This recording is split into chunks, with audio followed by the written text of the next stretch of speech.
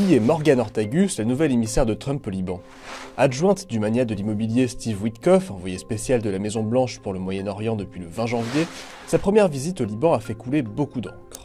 Pour ce poste sur X d'abord, où on la voit poser aux côtés d'un soldat libanais, une roquette Katyusha à la main. Pour cette photo, où on la voit arborer une étoile de David lors de sa rencontre avec le président Joseph Aoun, et pour ce commentaire à la sortie de l'entretien. We are grateful to our ally Israel for defeating Hezbollah. En réaction, la présidence libanaise a dû publier ce communiqué. Certains éléments publiés par l'envoyé adjoint américain au Moyen-Orient, Morgan Ortagus, depuis Baabda expriment son point de vue, et la présidence ne s'en préoccupe pas.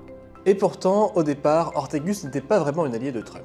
Lors des primaires de 2016, elle soutenait Jeb Bush et critiquait vivement la politique étrangère du magnat de l'immobilier en campagne. Overall, I fundamentally disagree with his isolationist approach to foreign policy. Et dans le message annonçant sa nomination en 2025, Trump se montre d'ailleurs réticent. Au début, Morgan m'a combattu pendant 3 ans, mais j'espère qu'elle a retenu la leçon.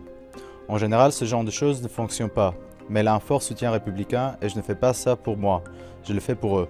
Ce à quoi elle répond sur X. Je suis honorée. Le plus important, c'est que grâce au président Trump, nous apportions la paix et la stabilité à une région en crise.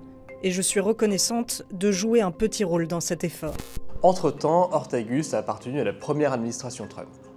À partir de 2019, elle est porte-parole du département d'État et joue même un rôle majeur dans les négociations qui mènent en 2020 aux accords d'Abraham, qui ont normalisé les relations entre Israël, les Émirats arabes unis ainsi qu'avec Bahreïn, rejoints plus tard par le Maroc et le Soudan. Depuis 4 ans, elle commente régulièrement l'actualité politique sur Fox News et présente son propre show géopolitique sur une radio conservatrice. Elle réaffirme régulièrement sa position pro-Israël et son soutien à la politique du gouvernement Netanyahou. There's no more important relationship in the Middle East and one of the most important relationships in the world than what America has with Israel. We are commanded in the Bible to protect Israel, to stand up for Israel and for the Jewish people. And if we stop standing by Israel, if we stop defending Israel, then I think that is a bad and a perilous place for America to be in.